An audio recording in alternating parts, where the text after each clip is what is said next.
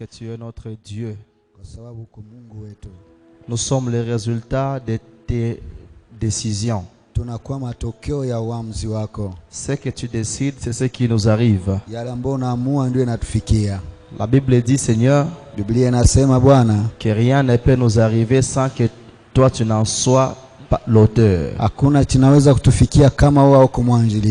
Ce que nous sommes, c'est toi qui en es l'auteur. Parce que c'est toi qui connais là où tu nous amènes.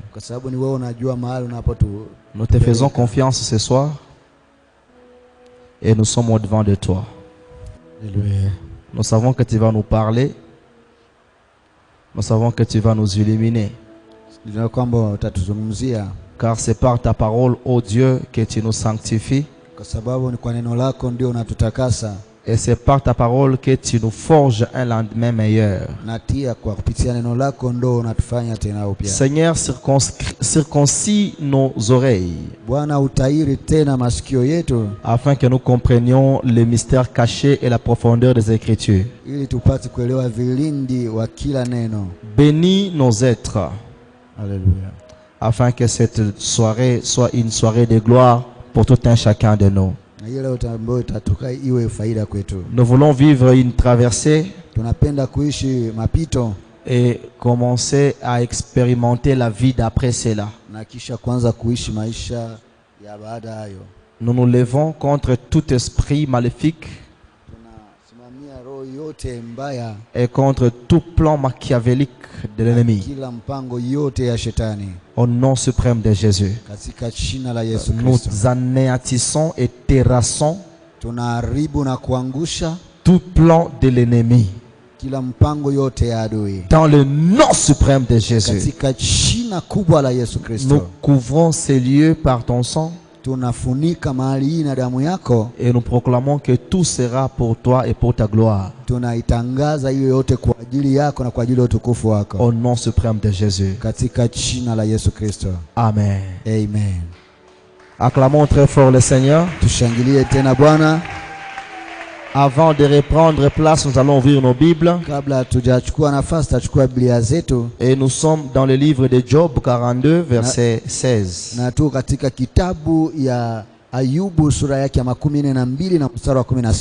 Aujourd'hui, nous allons aussi ajouter Apocalypse 4. Et le verset 1er jusqu'au verset 3. Celui qui a trouvé peut nous lire.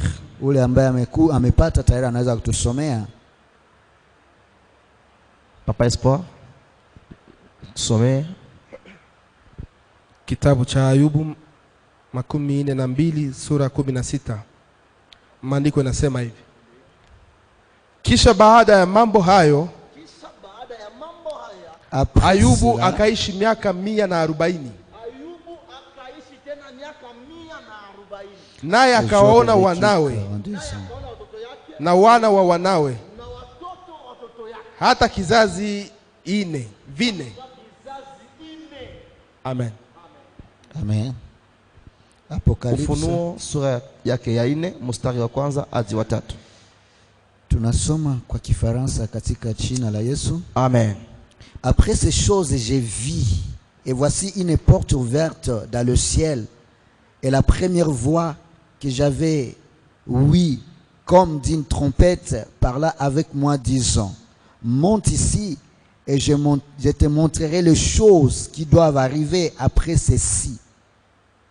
Sur le champ, je fus en esprit, et voici un trône était placé dans le ciel, et sur le trône quelqu'un était assis, et celui qui était assis était à le voir semblable à une pierre de jappe et de sardis, et autour du trône un arc-en-ciel, à le voir semblable à une émeraude, et autour du trône 24 trônes, et sous les trônes 24 anciens assis, vêtus de vêtements blancs, et sur leur tête des couronnes d'or. Amen. Amen. Acclamons pour la parole de Dieu. Et nous allons reprendre place. Aujourd'hui, c'est un jour d'enseignement. Leo ni siku ya mafundisho. Ça veut dire que je vais être vraiment enseignant. Ni kusema kwamba nitakuwa kabisa mwalimu. Et si vous avez des questions, vous allez me les poser. Na kama mtakuwa na maswali tafadhali mkuwe mnaniswali. Je vais m'efforcer de terminer avant pour qu'il y ait aussi le temps de questions. Na nitajitahidi nimalize mbele ya wakati ili kuwe muda ya kuswali. Et notre thème est intitulé Après cela. Na somo letu linaitwa baada ya hayo. Et nous avons dit que Na tukasema kwamba ces mots na hiyo msemwa s'utilisent inatumiwa lorsque on veut parler de quelque chose qui vient après un événement. wakati inatumiwa wakati tutafuta kuzungumzia kitu ambacho inakuja kisha tokeo fulani. Ou lorsque nous voulons parler d'un événement qui succède à un autre. Wakati tunatafuta kusemea matokeo ambayo inafuata ingine. Et nous nous sommes dit que nous ne pouvons pas parler de ces mots sans pour autant faire allusion au temps. Na tukasema kwamba hatuwezi kuzungumzia kuhusu hiyo msemwa baada ya yayo bila kutazama wakati. Parce que tout événement, toute circonstance est inscrit dans le temps. Ni kusema kila tokeo yote inaingizwa na kupangwa ndani ya wakati fulani. Et nous avons beaucoup vu le mercredi. Na tukaona mengi siku ya tatu. Nous avons dit que le maître des temps et des circonstances, c'est Dieu. Tukasema kwamba Bwana wa nyakati ni Mungu. Et pourquoi Dieu peut gérer les temps? Na kwa nini Mungu anaweza kuongoza muda? Parce que lui-même est en dehors du temps. Kwa sababu yeye mwenyewe iko nje ya muda ama wakati. Il ne vieillit jamais. Yeye hazeeki kamwe. Il ne rajeunit non plus jamais. Na afanyike tena kuwa kijana kamwe. Il est le même. Anakuwa yule yule. Il n'a jamais changé. Hayabadilika hata siku En lui, moja. il n'y a même pas d'ombre de variation. Ndani mwake hamuna hata chanzo ama kivuli ya kubadilika. Il est ce qu'il a été avant la fondation du monde. Iko jinsi alivyokuwa kabla ulimwengu haujajengwa. Et s'il déclare une chose, Na akikiri na kijambo, il ne change pas. na abadiliki. Et je vous ai dit que Na niliwaambia kwamba dans le livre des Hébreux, katika kitabu ya Waebrania au chapitre 13 kwa sura yake ya 13 et au verset 7, na mstari wa 7 il nous est dit ceci. imetuambiliwa hivi: Regardez ceux-là qui vous ont précédés tazameni wale waliotutangulia et qui vous ont prêché la bonne nouvelle. na waliowahubiri habari njema. Regardez quelle a été leur fin Tazameni iliyokuwa mwisho wao et imitez leur foi. na muhige imani yao. Et le verset 8 dit, Na mstari wa 8 nasema Jésus-Christ est le même. Yesu Kristo ni yule yule Hier, jana, aujourd'hui, leo et éternellement. na hata milele. Ça veut dire que Ni kusema kwamba ceux-là qui nous ont transmis la bonne nouvelle, wale ambao walitutangazia na kutuambukizia neno nzuri, ils nous ont habari njema, transmis la foi. nao pia walitupatia imani. Et la foi, Na imani c'est la seule et unique chose na inakuwa kitu moja ya pekee qui puisse faire à ce que Dieu soit fier de nous. ambao nafanya Mungu atufurahie sisi. Dieu est seulement fier d'un juste qui marche par la foi. Na Mungu anamfurahia mwenye haki atembeaye katika imani. Si tu n'as pas la foi, Kama wewe una imani, d'abord tu ne peux pas plaire à Dieu. kwanza huwezi kumpendeza Mungu. Tout celui qui n'a pas de foi, Yeyote asiyekuwa na imani, c'est un pécheur. yule ni mfanya dhambi. Il ne peut pas vaincre le péché. Hawezi kushinda dhambi. Parce que la foi Kwa sababu imani vient de ce qu'on entend. inakuja kutoka unaosikia. Et ce qu'on entend Na yale ambayo tunasikia vient de la parole de Christ. inakuja kwa neno ya Kristo. Et c'est la parole de Christ Na ni neno ya Kristo qui nous sanctifie. ndio inatutakasa. Dans Jean chapitre 17, Katika Yohane 17, quand Jésus-Christ est en train de faire la prière sacerdotale, wakati Yesu iko anafanya maombi ya kikoani, il dit ceci: anasema hivi: sanctifie-les par la vérité, uwatakase kupitia kweli, car ta parole kwa sababu neno lako est la vérité. ndio kweli. Donc c'est la parole qui nous Ni sanctifie. kusema ni neno ndio linatutakasa, Et c'est la parole qui crée en nous la foi. na ni neno ndio naomba mwetu imani.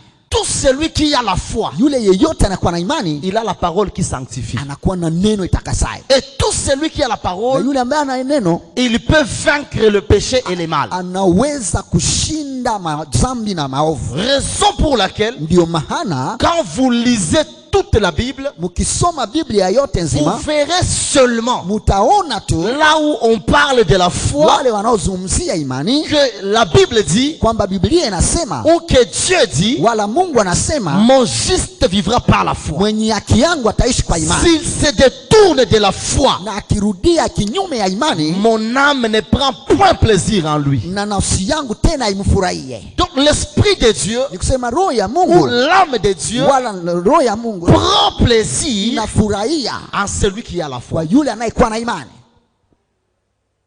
Alléluia. Amen. Pourquoi il prend plaisir en celui qui a la foi? Parce que lui-même est invisible. Kwa sababu gani Mungu anafurahia sana imani? Kwa sababu yeye mwenyewe haonekani. Et la foi est une ferme assurance des choses qu'on espère, Na imani inakuwa hakikisho kamilifu kwa kitu ambao unakuwa natarajia, et une démonstration de celles qu'on ne voit pas. na inakuwa bayana ya yale ambao hauone. Donc un homme de la foi est capable de démontrer aux gens Dieu qui est invisible. Ni kusema mtu wa imani anaweza kubahanisha Mungu asionekana kwa watu. Tu peux dire aux gens, je ne mourrai pas, même si on me tirait des balles. Et quand on te tire des balles, ça ne va pas entrer. Les autres vont voir Dieu parce que toi tu as la foi. Tu leur démontres celui qui est invisible. Na unaweza sema sitakufa, unaweza kupika hata masasi haitakukamata kwa kuwa ulisema hautakufa, na unaweza kubahanisha Mungu kwa watu kwamba Mungu unaweza kumbahanisha Mungu asionekana. Tu peux dire au paralytique, lève-toi et marche au nom de Jésus. Unaweza ambia kiwete simama na utembee. Et quand Dieu voit cela en toi, Na Mungu akiona ile ndani mwako, son âme prend plaisir. nafsi yake inakufurahia. Et c'est seul de telles personnes qui peuvent dire, je ne pêche pas parce que ça c'est de la bassesse, c'est ça, par rapport à ce que j'attends de Dieu. Na mtu kama na ule ndio anasema sitafanya dhambi kwa sababu inakuwa kabisa vitu ya reja kwa yale ambayo nangoja kutoka kwa Mungu. Et nous avons dit que Na tukasema kwamba Dieu utilise 4 principes. Mungu anatumia kanuni 4. Et parmi ces principes, Na miongoni mwa hiyo kanuni c'est que premièrement nous devons savoir qu'il y a un temps pour toutes choses. tukasema kwamba kila kitu na wakati wake.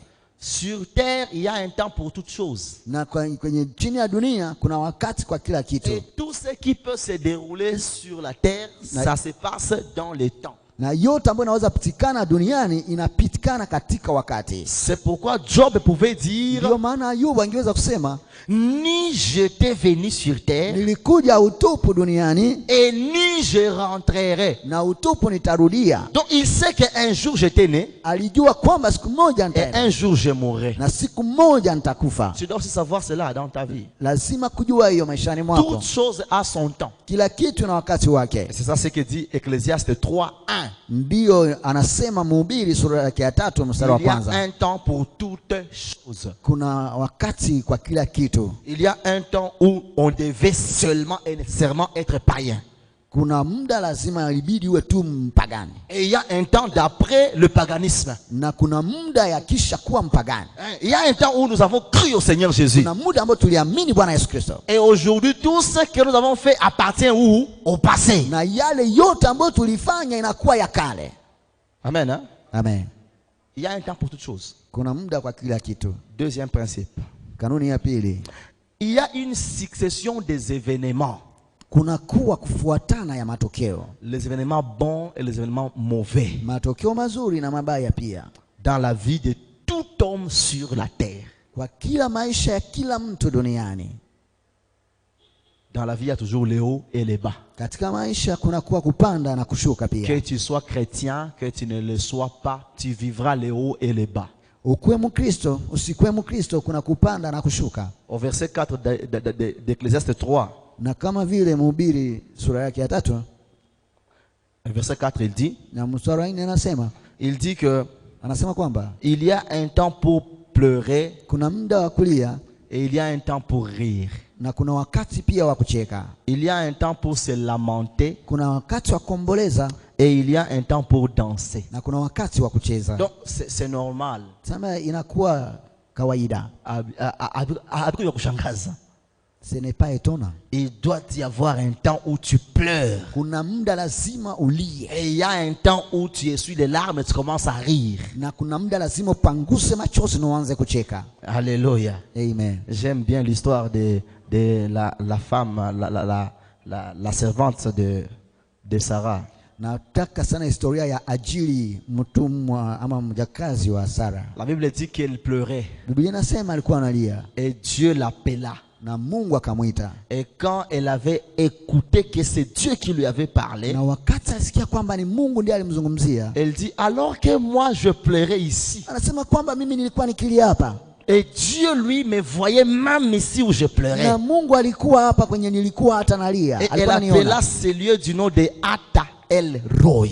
Na akasema hapa kunaitwa wa milele El Roi. Donc Mungu anionaye.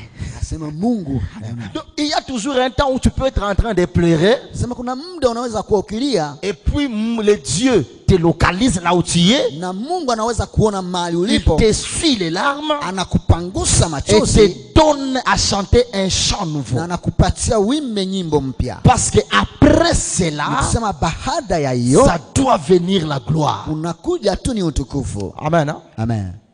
Et j'aime bien notre Dieu. Napenda sana Mungu wetu. Parce qu'avec Dieu, nous commençons par pleurer Na kusema tu kwa Mungu wetu unaanza kwanza na kulia et nous terminons en train de chanter. na tukimaliza tukianza Nous kuimba. terminons avec les chants d'allégresse. Tukimaliza na nyimbo za furaha. Et j'aimerais te dire qu'il y a aussi un après cette requête que tu as. Na nilipenda nikwambie kwamba kuna baada ya hiyo kulio nayo. Attends-toi à cela. Wewe ujichunge kwa hayo. Tu vivras une vie d'après toutes les douleurs que tu ressens. Utaishi maisha ya baada ya kila machungu unayoyasikia. Nous avons dit le troisième principe, Tulisema kanuni ya tatu c'est que Dieu est le maître des temps et des ni circonstances. kwamba Mungu ndiye Bwana wa majira na nyakati. C'est ce que dit Daniel chapitre 2 verset 21. Na tukasoma Danieli sura 2 mstari wa 11. Et quand vous décortiquez ce verset, Na wakati mkichambua hiyo vous allez shairi trouver sept choses qui sont dites là-bas. mtagundua vitu 7 ambavyo vinaonekana ndani. Vous allez les voir vous-même.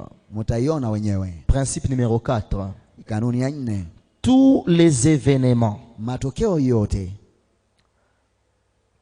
toutes les réalisations des hommes kila yote ambao wanadamu wanaweza kufanya sont soumises imekuwa chini à ces deux choses, kwa kitu mmoja, au temps et aux circonstances. kwa wakati na majira. Tu peux avoir des potentiels, Unaweza kuwa na Uwezo. vizuri fulani, tu peux avoir des capacités unaweza kuwa na uwezo fulani, et tu peux même avoir une grande destinée.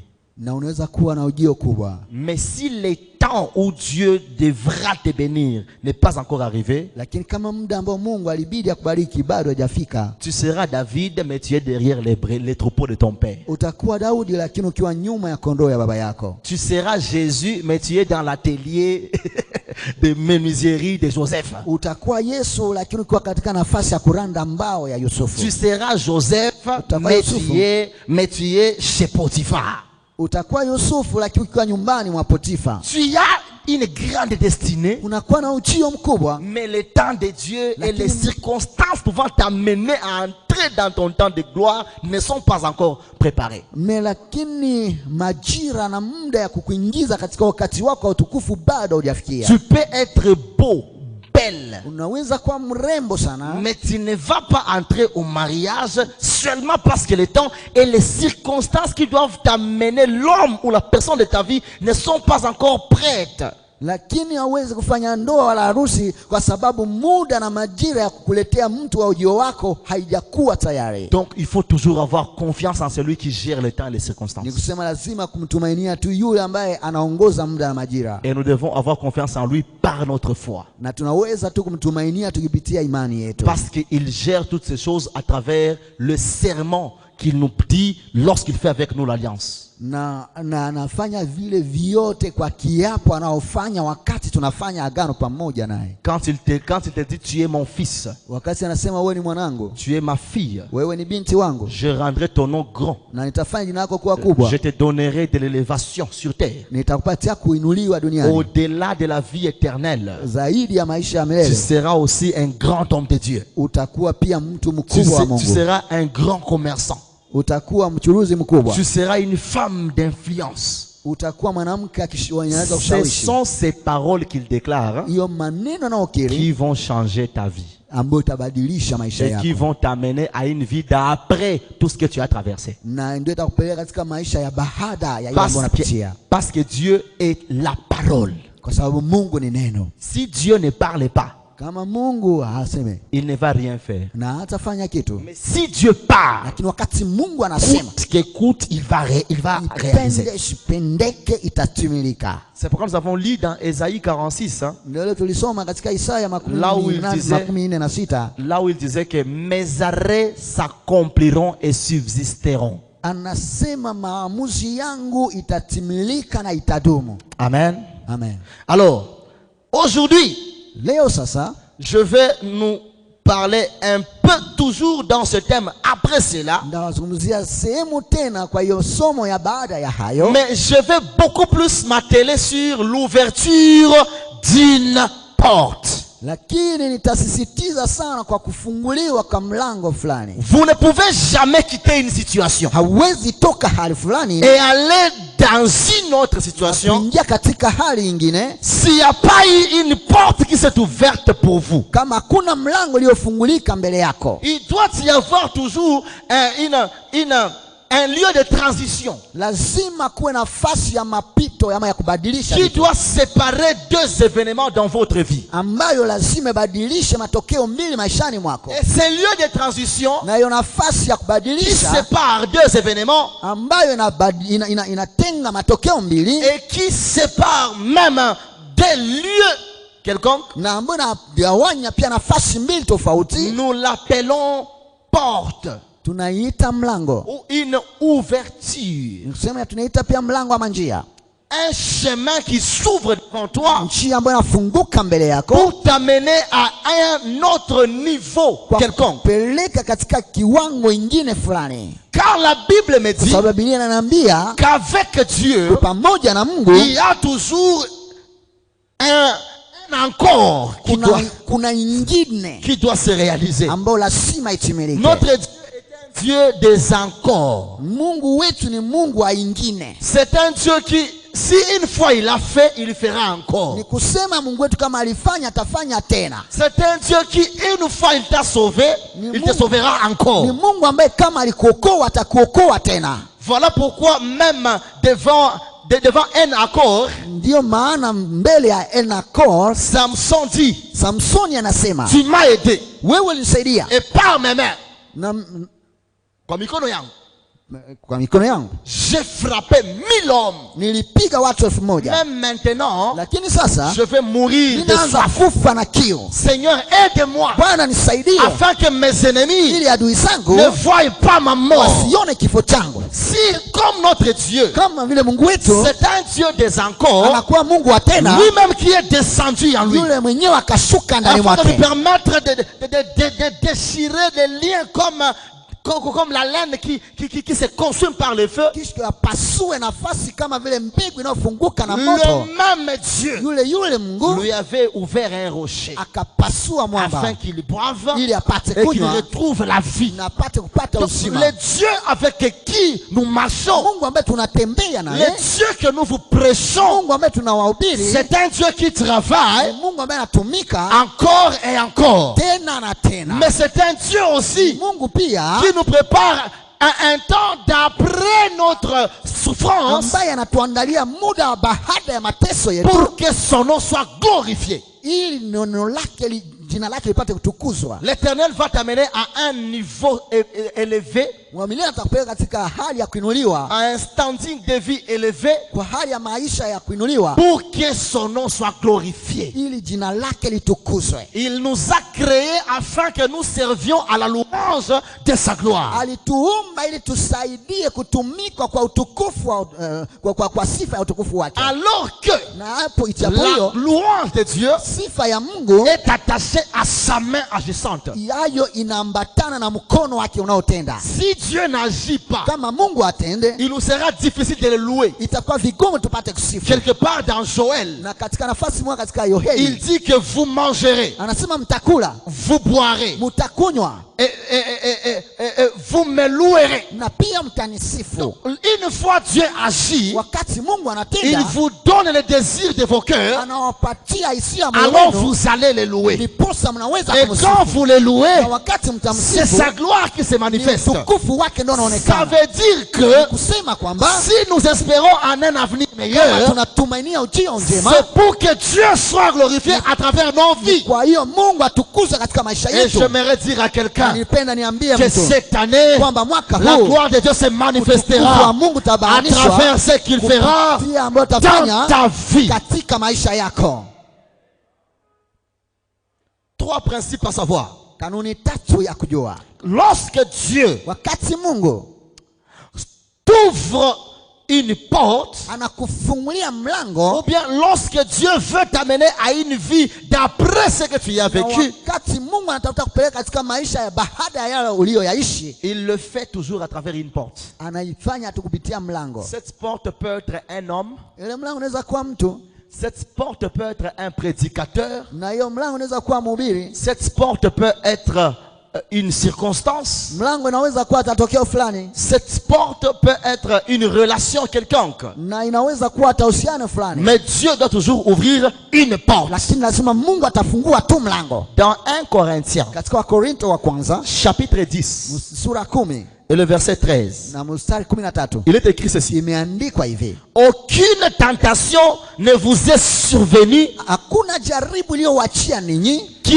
n'ait été humaine. ambayo haiko kulingana na wanadamu, Et Dieu qui est fidèle na Mungu anayekuwa mwaminifu ne permettra pas hata ruhusu que vous soyez tentés kwamba mjaribiwe au-delà de vos forces. zaidi ya nguvu yenu, Mais lakini avec la tentation, pamoja na il kujaribiwa préparera aussi ataandaa pia le moyen d'en sortir njia ya kutoka, afin que vous puissiez ili mupate la supporter. kuweza kuishika. J'aimerais dire à quelqu'un Nipenda kuambia mtu que la situation que tu vis kwamba hali ne unapitia va pas t'emporter. haitakupeleka, La situation que tu es en train de na voir yale ambayo kunaona ne va pas t'enterrer. haitakuzika, Parce que malgré qu'elle est là, kwa sababu ya maana il iko y a pale. aussi un moyen de sortir Kunakuwa pia njia ya kutokea préparé par Dieu ambayo iliandaliwa na pour Mungu que tu puisses supporter le temps que tu traverses ili wewe upate kushika et vizuri que tu unapokuwa unapitia, entres dans un temps d'après ce que tu as vécu ni ili uingie katika muda ya baada ya ile ambayo unaishi. et que tu vois la main de Dieu. Na Quelque part, il est écrit: nafasi moja ne imeandikwa, vous souvenez pas des événements passés. msikumbuke tena matokeo ya kale, Parce que moi-même, en vous regardant, kwa sababu mimi mwenyewe kwa kuwatazama je vois que vous êtes dans le désert. naona kwamba mnakuwa katika Et jangwa vous ne voyez ni chemin, vous ne voyez ni source d'eau. na hamuoni hata njia wala hata chemchemu ya maji, Mais je vais les ouvrir. lakini nitazifungua, Je vais les mettre là-bas. nitaiweka Dans votre solitude, katika upweke wenu, j'ouvrirai des sources. nitafungua chemichemi. Pourquoi il est fait? Kwa nini anayafanya? Parce que lui Kwa sababu yeye est celui qui prépare le chemin. anakuwa yule afunguaye njia, Et celui qui prépare la porte ni yeye ambaye anaandaa mlango par laquelle vous passerez ambao mtapita pour ne pas mourir dans votre situation désastreuse. ili msipate kufa katika hali yenu mbovu na Raison nguvu. pour laquelle vous êtes la tête. Ndio maana muko vichwa, Même si vous n'avez rien. hata kama hamna kitu. Paul dit: j'apparais comme un pauvre, mais j'enrichis beaucoup. Paulo anasema mimi naonekana kama masikini lakini Je natajirisha peux wengi. avoir l'apparence d'un pauvre, Ni kusema mtu anaweza kuwa na hali ya maskini, mais à un moment où je ne m'entends même pas, Dieu peut m'ouvrir une porte et je deviens riche pour enrichir les autres. kwa muda fulani ambao singojei, Mungu anaweza kunifungulia mlango na kuwa tajiri na mimi nasaidia wengine. Un homme de Dieu peut être pauvre, Na mtu wa Mungu anaweza kuwa maskini, mais s'il se tient devant la chair, lakini kama anasimama mbele ya la madhabahu, porte de la grâce de Dieu s'ouvre s'ouvre dans sa bouche. na mlango wa neema nafunguka kinywani mwake. Il commence à te bénir comme si c'est lui le maître du ciel. Anaanza kukubariki kama vile ni Bwana wa mbingu. Alléluia. Amen. C'est ça ce que Dieu fait. Ile ndio Mungu Pour te anafanya. bénir, il a besoin d'une porte. Ili akubariki anakuwa na haja na mlango. Et que les portes des cieux soient ouvertes devant toi au nom suprême de Jésus. Na hiyo mbingu, milango ya mbingu ikufungukie wewe katika Que jina la Dieu Yesu. puisse utiliser tous les moyens possibles pour te bénir cette année au nom de Jésus. Mungu atumie njia zote ili akubariki mwaka huu kwa jina la Yesu. C'est le premier principe. Hiyo inakuwa kanuni ya kwanza ya hapa. leo. Et écoutez ceci. Sikieni. Dieu est bon. Mungu iko mwema. Parce que même quand le monde te ferme les portes, Hata kama ulimwengu nakufungia milango, lui peut t'ouvrir une porte. yeye anaweza kufungulia mlango. Raison pour laquelle Ndio maana l'apôtre Jean dit ceci dans l'Apocalypse, là où nous avons lu. mtume Yohane mahali tuliposoma Il dit ceci. anasema hivi, Après ces événements, baada ya matokeo hiyo. quels sont ces événements? Matokeo gani hiyo? C'était les réprimandes Ilikuwa ni kukemewa que Dieu avait faites à toutes les églises d'Asie mineure. ambao Mungu alifanya kwa makanisa zote. Je connais ta force, mais ce que j'ai contre toi, Najua nguvu yako, lakini ambao nakuwa nao kinyume yako, wala ambao sifurahie je kwako. connais ta foi, Najua imani yako, mais ce que j'ai contre toi. ambao sifurahie kwako. Écoutez bien aimé, Sikia ndugu. notre vie ne va pas se limiter au blâme et aux réprimandes. Pardon? Notre vie Maisha yetu ne va pas se limiter au blâme et aux réprimandes. haiwezi kuishia tu kwa kukemewa. C'est la raison pour laquelle l'église, nous devons grandir. Ndio maana kanisa lazima tukomae. Nous devons quitter le niveau des bébés spirituels et aller au niveau des hommes forts et puissants spirituellement. Lazima toka katika hali ya kanisa ya kiroho, lakini watu wenye komana wenye nguvu. C'est pas tous les jours que Dieu viendra ici. Je vais vous tuer. Papa, pourquoi nous tuer? Haiko kila siku ndo Mungu atakuja hapa anatuambia nitawaua. Kwa nini atuwe? Même l'écrivain du livre des Hébreux, hata mwandishi wa kitabu ya Waebrania au chapitre 5, kwa sura ya 5 il vient pour dire ceci. anakuja kusema, vous qui il y a longtemps vous devez être déjà des maîtres, des enseignants. Ninyi ambao mngekuwa tangu zamani tayari walimu. Pourquoi voulez-vous rester juste aux choses terre à terre, au lait? Kwa nini mnapenda kubakia kwa maziwa vitu vidogo? Vous qui devez déjà manger les os. Ninyi ambao mngeweza kuvunja na mifupa. Pourquoi vous voulez juste le lait spirituel? Kwa nini mnataka maziwa ya kiroho? Pourquoi on vous parle du péché, Wazungumzia tuna dhambi du baptême, na ubatizo de la sanctification? na utakaso. Vous devriez déjà aspirer aux choses plus grandes. Lazima mngetazamia vitu vikubwa sana. Kanisa nye aichoki wake tuna tabapiga, tabakemea. Je vais vous frapper tout. Finalement, si atuendelea yake atuwe vingine, si atu ni vile. Donc nous n'avançons pas, nous restons juste à ce niveau. Nous devons avancer. Lazima tuendelee. Dans Apocalypse, Jean dit ceci. Katika Ufunuo Yohane anasema, après les réprimandes, kisha kukemewa, j'ai vu une porte s'ouvrir au ciel. nikaona mlango nafunguka Et mbinguni. Dieu me dit, Na Mungu je ananiambia, vous ai réprimandé, oui, niliwakemea ndio, mais monte ici. lakini panda hapa Je vais te montrer nitakuonesha ce qui va arriver dans la suite du temps. yale ambayo itatokea kwa wakati unaokuja. Que Dieu t'amène à voir ce qui va t'arriver dans la suite du temps au Mungu nom suprême de akupeleke Jésus. katika kuona yale ambayo itakuja kwa wakati ujao kwa jina la Que Yesu. Dieu amène ta vie à voir le lendemain meilleur au nom suprême Mungu de Jésus. apeleke maisha yako kuona ujio njema kwa jina la Que tu ne Yesu. sois plus condamné par ton passé et que tu sois plus attaché à ton passé au nom suprême de Jésus. Usihukumiwe tena na kale yako na uende usiambatane tena na kale yako kwa jina la Yesu. Ces églises, après avoir reçu ce que Dieu les avait donné, Kisha wao kupokea yale ambayo Mungu aliwapatia, Dieu leur dit, je vous montrerai ce qui va vous arriver. Et ce qui va vous arriver, c'est la gloire et non la honte.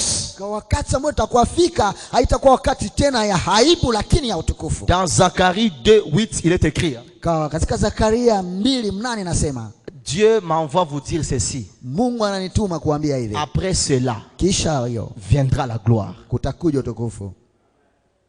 Moi, j'ai l'habitude de dire ceci. Na kwa na kanuni ya kusema hivi, Si quelqu'un m'humilie, kama mtu ananizarau, si quelqu'un me néglige, kama mtu ananizarau, ça veut dire il fait converger notre destinée, nos destinées. ni kusema anaambatanisha ujio wetu. Unanizarau, unaambia Mungu afanye destiny yangu mimi na wewe ziende hivi. Si tu me méprises, c'est que tu demandes à Dieu que nos destinées se rencontrent. Unanizarau leo, kesho tutakutanana kule mbele. Tu m'humilies aujourd'hui, demain nous allons nous rencontrer là devant. Nakuwa niko yule wewe uko chini. Et je serai à haut et toi tu seras en bas. Comme ça utashangana kuona mwenye ulikuwa nazarau yana inuka wewe uko chini. Alors tu seras étonné de voir celui que tu méprisais est supérieur que toi. Alléluia. Amen. Dieu est capable de le faire. Mungu anaweza kuyafanya. Il peut ouvrir une porte. Anafungua mlango. Et je prie pour quelqu'un Na mimi naombea mtu que si les hommes te combattent, kwamba watu wakikupiga vita, que les cieux omba mbingu prennent soin de ta vie. ipate kushughulikia. Que les cieux s'ouvrent pour toi. Mbingu ikufungukie wewe. Que les cieux décident à la place des hommes. Na mbingu ikamate maamuzi kwa nafasi ya Et watu. que Dieu t'amène à toucher et à arriver au grand niveau de ton élévation. Na Mungu akufanye ufikie kwa hali yako ya kuinuliwa sana. Il est écrit, mon serviteur montera. Nimeandikwa mtumishi wangu atapanda. Et il montera. Na atapanda tena. Et il montera Na encore. atapanda tena sana Il juu. prospérera. Na Il atafanikiwa. montera plus haut. Ataenda juu Ça sana. veut dire que si Dieu t'a élevé en 2022, Ni kusema kama Mungu alikuinua katika mwaka 2012, il t'a déjà élevé jusqu'ici, ameisha kuinua mpaka hapa. qu'il t'amène encore à un niveau élevé en décembre de cette année. Tena katika kiwango kuinuliwa sana mwaka huu. Le Dieu d'après cela. Mungu wa baada ya hayo. Deuxième principe. Kanuni ya pili.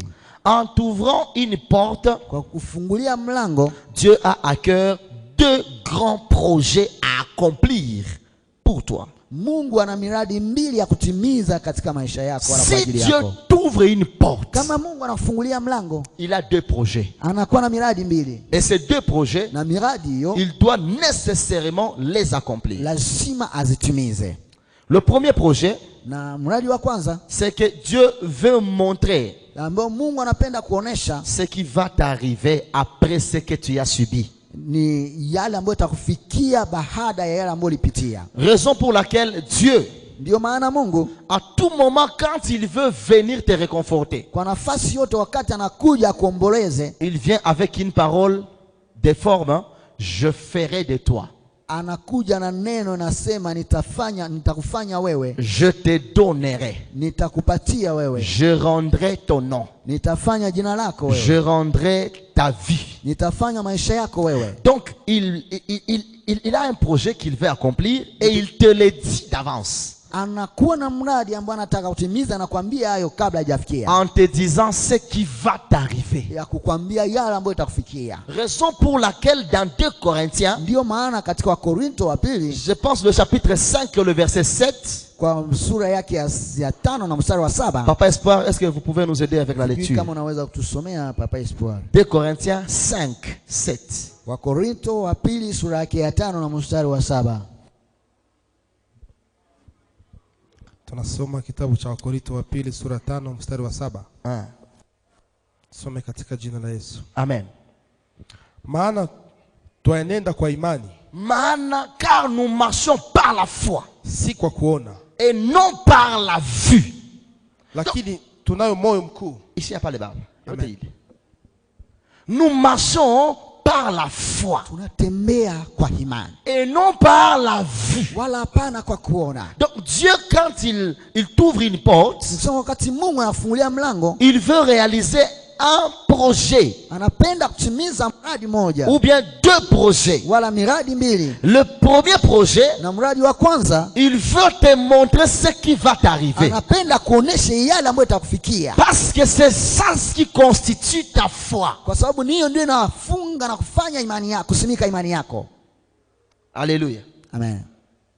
Dans Apocalypse, il nous dit, Na katika Ufunuo anatuambia après cela, baada ya hayo j'ai vu une porte ouverte. nikaona mlango inafunguka, Et la voix que j'ai entendue na sauti niliyoyasikia m'appela inanihita pour me dire, ili niambie, monte ici panda hapa afin que je te montre ili nikuoneshe ce qui doit t'arriver. yale ambayo yatafikia. Les chrétiens que nous sommes, Wakristo tulivyo, nous ne devons jamais marcher sans avoir foi en Dieu. hatuwezi kutembea bila kuwa na imani ndani ya Mungu. Nous ne devons jamais marcher sans pour autant connaître où est-ce que nous allons avec Dieu. Hatuwezi kutembea bila kujua wapi tunaenda na Mungu. Et la Bible est claire, Na Biblia iko wazi sana, disant que inasema kwamba mon peuple est détruit kwamba taifa langu linapotea parce qu'il lui manque la kwa connaissance. kuwa inapungukiwa na maarifa. Donc, si tu n'as pas la connaissance de ce qui va t'arriver, Kama hauna maarifa ya yale ambayo yatakutokea, tu peux marcher sans pour autant avoir de freins. unaweza kutembea bila kuzisimamisha. C'est pourquoi Salomon dit, Ndio maana Sulemani anasema lorsqu'il n'y a pas de révélation, wakati hakuna ufunuo, le peuple est sans frein. taifa linatembea bila kuzizuiza. Mais ils seront heureux Lakini itakuwa wenye heri s'ils écoutent la loi de l'Éternel. wanasikia sheria ya wa milele. Donc, quand Dieu t'appelle, Nikisema wakati Mungu anakuita, quand Dieu t'ouvre une porte, wakati Mungu anakufungulia il mlango, doit nécessairement te dire ce qu'il va faire avec toi. lazima atakwambia yale ambayo itakuja baada. C'est pourquoi il dit ceci. Ndio maana anasema hivi, Qui a annoncé ces choses d'avance, longtemps d'avance, yeye ambaye alitangaza vitu tangu zamani et kabla les hajafika. accomplir si ce n'est que moi. Na nani anaweza kutangaza vitu tangu zamani na kuvitimiza kama sipokuwa mimi? Alléluia. Amen. Quand Dieu veut t'ouvrir une porte, Kama Mungu anataka kufungulia mlango, il commence par te dire ce qui va t'arriver. anaanza kwanza kuambia yale ambayo itakufikia. Amen. Hein? Amen. La deuxième chose, Kitu cha pili, c'est que quand Dieu t'ouvre une porte, hein, wakati Mungu anakufungulia mlango, le deuxième projet na mradi wa pili qu'il doit accomplir avec toi, ambao atatimiza pamoja na wewe, c'est qu'il veut te rassurer ni kwamba anataka kuhakikishia que tu vas arriver kwamba utafika là où il veut que tu arrives, pale ambapo anataka kufikie, car lui-même sera ton bouclier. kwa sababu yeye pekee atakuwa ngao lako. Donc en t'ouvrant une porte, hein, Kwa kufungulia mlango, les deux projets qu'il veut réaliser, miradi mbili ambayo anabidi atimize c'est te dire ce qui va t'arriver ni kukutangazia yale ambayo atakufikia et te rassurer que tu vas les voir, na kukuhakikishia kwamba utayaona, car lui-même sera ton bouclier. kwa sababu yeye pekee atakuwa ngao Il lako. combattra lui-même. Atapigana Il mwenyewe, fera tout lui-même atafanya yote pour mwenyewe que toi tu arrives à vivre ce que lui t'a promis. ili wewe ufikie kuishi yale ambayo yeye alikuahidia. Peu importe le temps qui peut s'écouler. Haijalishi muda unaweza kupita. Et moi je suis rassuré ce jour Na mimi nimehakikishwa que leo pour Gamaliel Temple, kwa ajili ya Gamaliel Temple, nous sommes à la période où nous allons vivre la vie d'après cela. tunakuwa kwa wakati ambao tutaishi wakati wa baada ya Car hayo. Dieu est notre bouclier. Kwa sababu Mungu ni ngao letu, Car Dieu lui-même marche au-devant de nous kwa sababu Mungu anatembea mbele yetu afin de nous faire arriver là où il nous a dit que nous allons arriver. ili atufikishe mahali ambapo alisema kwamba atafikia. Dans Genèse, Katika Mwanzo chapitre 15, sura ya 15 verset 1er, mstari wa kwanza, la Bible dit ceci. Biblia inasema hivi: Après ces événements, baada ya matokeo la hayo, parole de l'Éternel fut adressée à Abraham dans une vision et il dit: na maneno ya milele ikamwendea Ibrahimu katika maono, ikasema hivi: Abraham, Ibrahimu, ne crains point, usiogope tena, je suis ton bouclier nimekuwa ngao lako, et ta récompense na tuzo lako sera très grande. itakuwa kubwa sana. Est-ce que quelqu'un m'entend?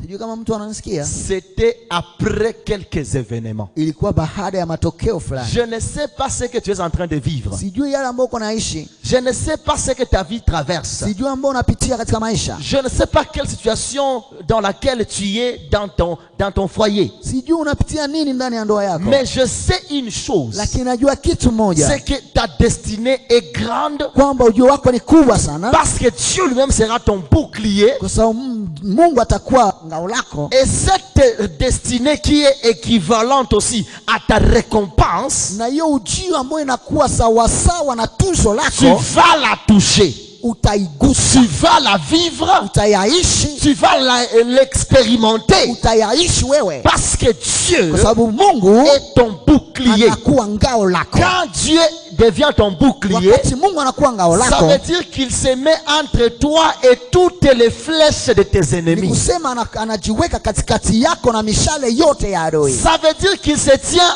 entre toi et toute la sorcellerie des membres de ton clan, de ton pays, de ta région, de ta ville. Ni kusema anajiweka kati yako na uchawi wote wa maisha yako, wa jamaa yako, wa kabila lako, la nchi lako na vingine vyote. Ça veut dire qu'il se met entre tout ce que le monde des ténèbres mijote contre ta destinée. Ni kusema anajiweka kati yako na yale yote mipango ya ulimwengu agizo napanga dhidi ya ujio Et wako. ça veut dire que toute arme forgée contre toi sera nulle et sans effet. Kusema kila silaha yote ipangao dhidi yako haitakuwa na fanikio. Parce que celui qui se dit être ton bouclier, Sababu yule anajiita kuwa ngao lako, il est assis à la droite du Père. anaketi kwenye mkono wa kuume wa Baba. Et c'est dans la main droite du Ni Père katika mkono wa kuume wa Baba qu'il y a l'éternité. ambao kunakuwa umilele. Raison pour laquelle dans les livres apocalyptiques Ndiyo maana katika vitabu vya Ufunuo et même dans l'eschatologie de Jésus dans Matthieu, na hata katika pia kitabu ya Mathayo il dit que les brebis seront à droite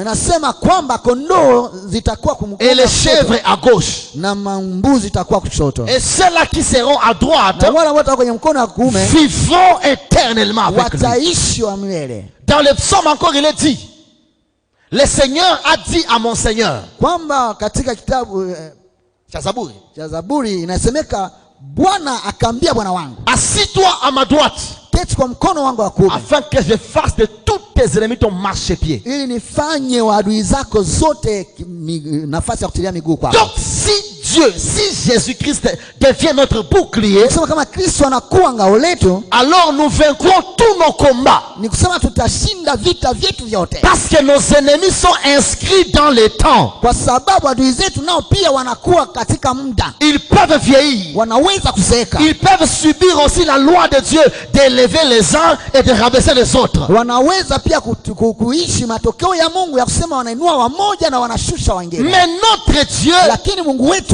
est éternel. anakuwa wa milele, Sa protection na ulinzi wake ne te manquera jamais. haitakukosa kamwe, Ses œuvres na kazi ne zake te manqueront jamais. hazitakukosa kamwe, Parce qu'il ne peut jamais kwa vieillir. sababu hawezi kuzeeka, Il ne peut jamais mourir. hawezi kamwe kufa, Il ne peut jamais se retrouver dans cette situation où il devient incapable de faire pour toi. hawezi kujikuta kwa hali ambayo hawezi tena tenda chochote. Alors que Dieu soit ton bouclier au nom suprême de Jésus. Ngao lako katika jina la Yesu Et Kristo. que Dieu accomplisse son dessein dans ta vie au nom de Jésus. Na Mungu atimize mipango yake katika maisha yako kwa jina la Son Yesu. dessein, c'est de donner une grande récompense. Na mpango wake ni kukupatia tuzo kubwa sana. Et pour que cette récompense arrive, Na ili ile tuzo lifikie, Dieu marche avec le temps et les Mungu circonstances. anatembea na majira na nyakati. Et comme il ne vient pas avant, Na kwa kuwa akuje mbele tout comme il ne vient pas en retard, wala akuje pia baada, il vient en son temps. anakuja kwa wakati Mais wake. avant que le temps de Dieu n'arrive, Na wakati kabla muda lui-même Mungu hajafika, devient ton yeye bouclier mwenyewe ni ngao pour lako. que tu ne meurs Ili pas usikufe sans pour autant toucher ses bila promesses. kukusa yale Je viens ahadi dire à zake. quelqu'un Nakwambia que mtu, tu ne mourras pas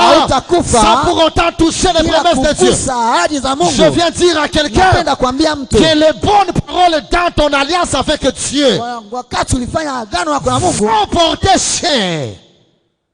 Vont porter cher.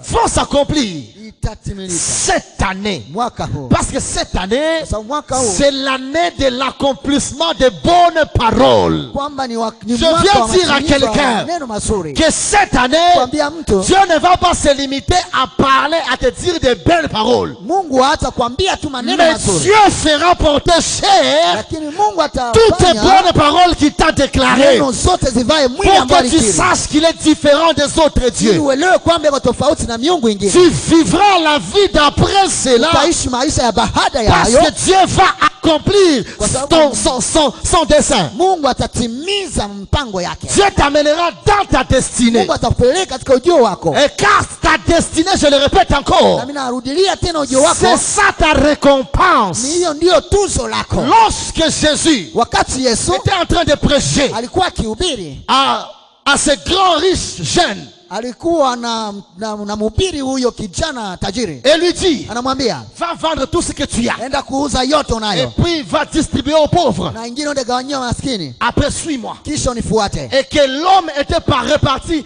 Na mtu Triste. akaenda alikuwa anasirika. Jésus dit ceci. Yesu anasema hivi, C'est difficile à un riche gumu kwa tajiri d'entrer au ciel. kuingia mbinguni, Mais c'est facile au chameau lakini ni de rahisi kwa ngamia passer par le trou d'une aiguille. kupitia tundu ya shindano. Lorsque Pierre Wakati Petro avait entendu cela, alisikia lui hiyo, posa cette question. akaswali, Nous qui croyons que notre destinée sera grande Si. parce que nous sommes attachés à toi. si tuliwaza kwamba uzio wetu utakuwa kubwa sana kwa kuwa tunaambatana na Et wewe, tu nous dis que c'est difficile pour un riche d'entrer au ciel. na unatuambia kwamba ni vigumu kwa tajiri kuingia mbinguni, Donc nous mourrons pauvres. kwamba tutakufa maskini. Mais écoutez la réponse de Lakini Jésus. sikieni jibu la Il Yesu. dit, tout ce que tu auras abandonné à cause de moi, Anasema yote utaiacha kwa tu le ajili yangu, recevras au centuple. utaipokea maradufu. J'aimerais dire à quelqu'un, Nipenda kuambia tout ce que mtu, tu as abandonné à cause de yote ambayo Jésus, uliachilia kwa tu ajili ya le Yesu, recevras au centuple. utaipokea Ta maradufu, récompense na tuzo ne sera lako pas doublée, haitakuwa mais ça mara sera mbili, au centuple. itakuwa maradufu. Reçois le centuple de Dieu Pokea cette année. maradufu ya Mungu katika Au jina la nom Yesu. suprême de Jésus, Katika jina la tu Yesu. ne mourras pas tel que tu es. Hautakufa jinsi Et ta vie ulivyo, va basculer de l'autre côté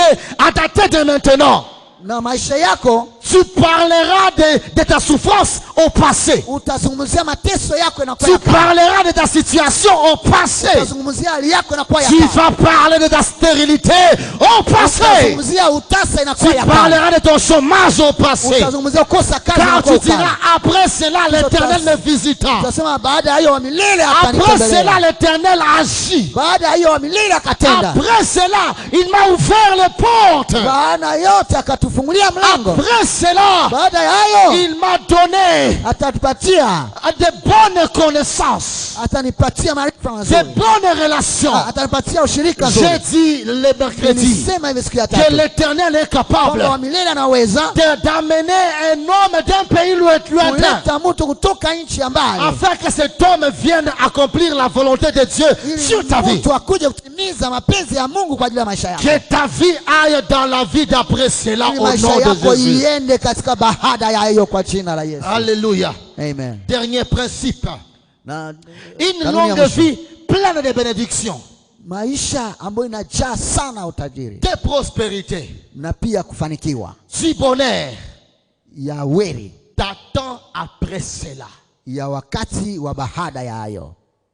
Non, non. Une longue vie Maisha marefu de bénédictions, ya baraka, de prospérité, ya kufanikiwa, du bonheur ya uheri t'attend. Inakungoe inakungoja. baada ya hayo. Ambia jirani yako, sitakufa mwi hali. Dis à ton voisin, je ne vais pas mourir dans ces temps. Na sitakufa 2 ans, 5 ans, Et 10 ans, 15 ans après hii hali yangu. Je ne vais pas mourir que 2 à 15 ans dans mon état. La Bible me dit, Biblia inaniambia Job kisha mateso ya Ayubu. Job, après toutes ces souffrances, Unasikia mateso ya Ayubu? vous comprenez sur la souffrance de Job. Mateso ya Ayubu. La souffrance de Job. Donc ile yenye mpaka bibi anakunawa. Jusqu'à ce que la femme aussi l'avait lâché. Sutukane Mungu. Injure seulement Dieu Juu kufe. pour que tu meurs. Kumbi juko kwa ibane mwa iko na takes ile ishe sana mfuate huko nje. Ana siwezi kwa na ubwana ningana na ubwana ifo kwa sababu anadai. Jo nikamata huyu. Sutukane Mungu ukufe. Il faut seulement injurier Dieu pour mourir. Ambia jirani yako, sitakufa mwi situation yangu. Dis à ton voisin, je ne vais pas mourir dans mon état.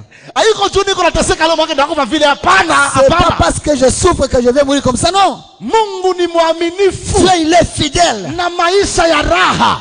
Et, Maisha marefu ya raha. et il y a aussi une longue vie Maisha heureuse. marefu ya baraka. Il y a une longue vie Maisha de bénédiction. marefu ya mafanikio. Une longue vie de la Njoo prospérité. inaningoya C'est ce qui m'attend. kisha kuvuka hii mtani niko naishia ndani. Après avoir traversé cette situation, Naambia mtu moya, je vais dire à maisha quelqu'un, yako inaanza ta vuka. vie commence à traverser. Ikiwa bahari ya Shamu Si même c'est la mer rouge, ilikuwaka mlango ya Israeli était aussi la porte ili d'Israël waache utumwa et qui était laissée dans na l'esclavage waingie maisha ya et uhuru, que tu entres dans la vie libre, ile mulango cette même époque iliwaka watesi wao. qui avaient tué leurs ennemis. natangazia mtu mmoja Et proclamer à hii quelqu'un, mwezi ya tatu dans ce mois de ni mars, mlango Mungu anafungula c'est une porte que tu as ikutie ouverte maisha ya baraka pour yako, t'amener maintenant à ta na vie de hii mwezi bénédiction. ya tatu Et dans ce mois de mars, itaua watesi ça va wako tuer tes ennemis. katika jina Dans la le Yesu nom Kristo. puissant de Jésus, Hautabakia gisi tu ne vas ulikuwa pas rester tel que tu na étais. maisha yako haitaishia pale kwenye wanaionea. Parce que ta vie ne va pas rester là où tu es en train de voir. Hata Yesu Kristo Même Jésus-Christ, kisha kufanya maexploit après avoir fait les exploits, alionaka maisha il a vu la vie. mulango ya kumutia mugloire. Une autre porte pour entrer dans la Ilikuwaka gloire. la mort honteuse de la croix. C'était mauti ya aibu ya Mais la msalaba. Bible me dit, Lakini Biblia inaniambia du haut de la croix, chini hiyo ya msalaba il livrait publiquement en spectacle tous ses ennemis. akapanda na wadui wake Et wote kwa après kuonekana. cela, il reçut un nom qui est au-dessus de tout Na nom. baada ya yote akapata jina anakuwa juu ya Je majina viens yote. dire à quelqu'un, Napenda niambie à mtu, dater de maintenant, kuanzia saa tu hii recevras un nom utapata qui est jina au-dessus ambayo nakuwa juu des noms ya de jina tout cela ya ile qui yote en veulent à ta vie. ambayo Dans nataka le kuharibu nom maisha suprême yako de Jésus. kwa jina la Yesu. Tu vas passer Utapita de la pauvreté kutoka maskini à la richesse. katika utajiri. Tu passeras Utapita de la petitesse kwa spirituelle utoto wa à la kiroho maturité spirituelle. ukipanda Tu kikubwa kiroho. passeras Kwa hiyo de la honte et de l'ignominie utatoka kwa aibu na au haya respect et à la gloire. na utukufu na Reçois heshima. cela Pokea dans hiyo le nom de katika Jésus. jina la Yesu Kristo. Que Dieu te bénisse. Mungu akubariki.